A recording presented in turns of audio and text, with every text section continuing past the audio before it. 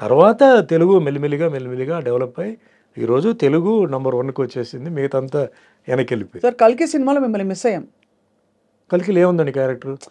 ఏముందంటే ఏముంది అని కాదు, బట్ మీ ప్రెసెన్స్ కూడా ఎందుకంటే చాలా మంది కనిపించారు. దేర్ ఇస్ నో క్యారెక్టర్ కదా. నేను చూసాను cinema. I didn't find any character that you could have done. అంతే. అంతేనా? అంటే అందరూ బిట్స్ గానే ఉన్నారు. అది కాదు, అట్లా చేయడం కాదండి. ఇప్పుడు రామ్ గోపాల్ వర్మ చేశారు, రాజమౌళి చేశారు, అలా కాదు. నాకు చేస్తే అది బాగా లైక్ శివాజీలో ఆ క్యారెక్టర్ స్టూడ్ అనమాట అండి, విలన్ క్యారెక్టర్. అవును, అట్లా ఉండాలి. కరెక్ట్. అంటే లేకపోతే నన్ను పెట్టింది వేస్ట్ అవుతుంది, నేను చేసింది కూడా వేస్ట్ అవుతుంది. కానీ అందరూ పెద్ద పెద్ద స్టార్స్, ఇప్పుడు విజయ్ దేవరకొండ గారు బిట్లోనే ఉన్నారు. అదే బాధ నాకు. ఇప్పుడు ఏమవుతుందంటే అందరూ ఉన్నప్పుడు మనం ఎక్స్పెక్ట్ చేస్తాం. అవును, వి ఎక్స్పెక్ట్ సంథింగ్ కదా. ఆ ఎక్స్పెక్టేషన్ లేనప్పుడు డిసప్పాయింట్మెంట్ ఉంటుంది. అవును, వాళ్ళ ఫ్యాన్స్ కూడా డిసప్పాయింట్మెంట్ ఉంటుంది. అవును, కరెక్టే. అది రాంగ్. అది చాలా మంది చేసే తప్పు పని ఏంటంటే ఇలాంటి స్టార్స్ని పెట్టేసి అనౌన్స్ చేస్తారండి.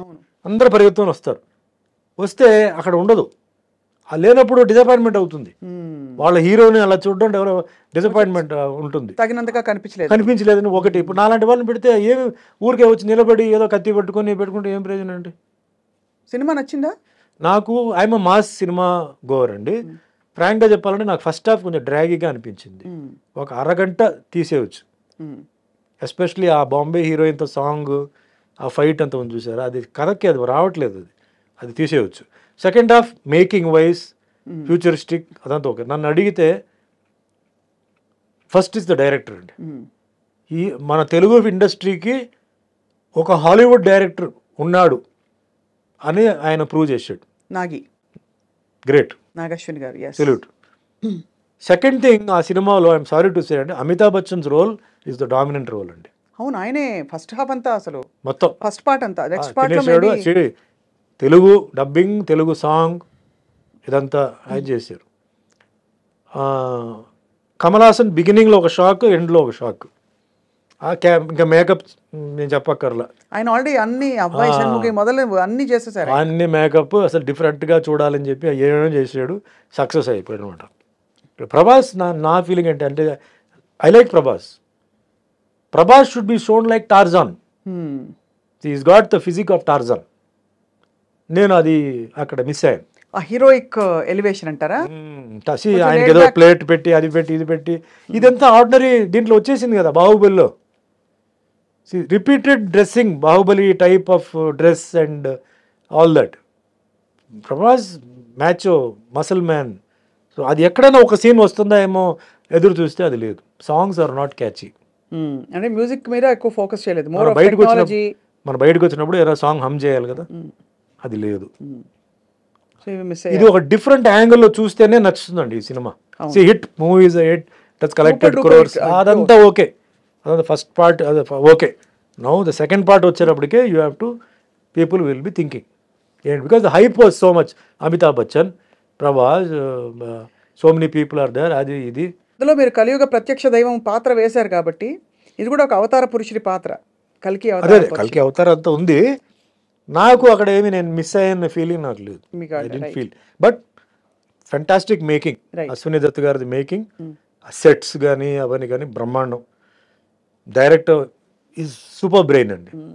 ఓన్లీ థింగ్ మామూలు వాళ్ళకి కొంచెం అర్థం చేసుకోవాలంటే కొంచెం టైం పడుతుంది. అవన్నీ కొంచెం మహాభారత అవన్నీ కొంచెం ఇది చేయాలండి. ఇప్పుడు మాస్ గోవర్స్కి ఏముందండి ఆ సినిమాలో?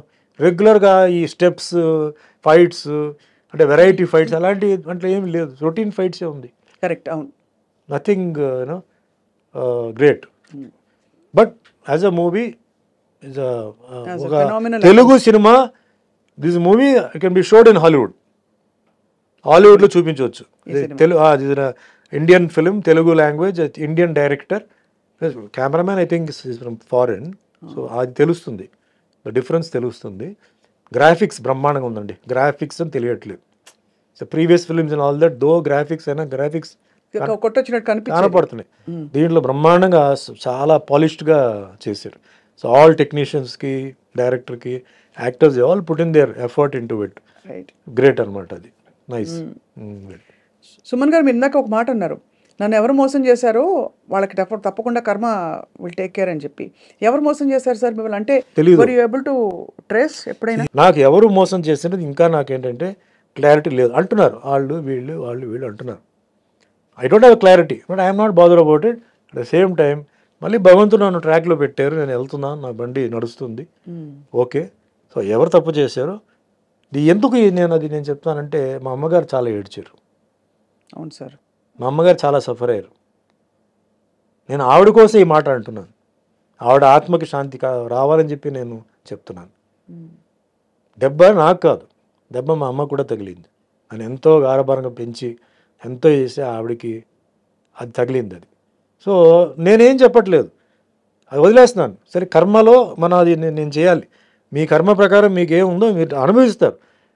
అది ఒక కొరియర్ వస్తాడు, చేయిస్తాడు, తప్పదు. అందుకే మీరు కొన్ని న్యూస్ మీరు చూస్తే ఘోరమైన యాక్సిడెంట్లో చనిపోయారు, ఘోరమైన దీంట్లో ఇది జరిగింది, ఆత్మహత్య చేసుకున్నారు, రోగం వచ్చి హాస్పిటల్లో ఎన్నో నెలల నుంచి ఉన్నారు. ఇవన్నీ కర్మ అండి. ఇది డబ్బు, పవర్ అక్కడ ఏమి చేయడానికి లేదు. సో నేను దాన్నే నమ్ముతున్నాను. నేను ఎవరన్నా చెప్పాలంటే కూడా నేను భయపడతానండి. సుమన్ బోలాశంకరుడు ఏం కాదు, సుమన్ మంచివాడు. లోపల ఇంకో సుమన్ ఉన్నాడు, పిశాచి వాడు పడుకుని ఉంది లోపల. కానీ ఓ అమ్మాయి, నేను ఎవరండి మిమ్మల్ని శిక్షించడానికి, మిమ్మల్ని తిట్టడానికి నేను ఎవరు? నాకు అర్హత లేదు. తప్పు చేసినప్పుడు నేను చెప్తాను, ఇది వద్దు, బాగాలేదు, చేయొద్దు. ఒకసారి, రెండుసారి, మూడోసారి నువ్వు వెళ్ళిపో అంటాను. మా స్టాఫ్ అందరూ వాళ్ళకి తెలుసు నా గురించి, అడగండి. ఎప్పుడైనా ఎన్నో తప్పులు వాళ్ళు చేస్తారు, మనుషులే కదా, ఎన్నో తప్పులు చేస్తారు. నేను చెప్తాను ఇలా చేయవద్దు అంటాను, చేయవద్దు అంటాను. దాని తర్వాత వాళ్ళు కరెక్ట్ అవుతారు. నేనెవరండి వాళ్ళని శిక్షించడానికి, కొట్టడానికి? నో, రాంగ్ అది. సో ఎవరైతే చేస్తారో ఆ శిక్ష అనుభవించి తీరాల్సిందే. అది సర్పదోషం అంటారు, దాన్ని ఏవేవో దోషం అంటారు.